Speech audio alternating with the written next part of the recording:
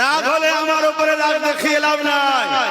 তুমি যদি তোমার দাদা দিদির দলকে ভালোবাসো আর তার বিরুদ্ধে বললে যদি তোমার রাগ হয়, তাহলে আমি আমার কোরআনকে ভালোবাসি, আমার কোরআনের বিরুদ্ধে যে বলবে তার উপরে রাগ হবে।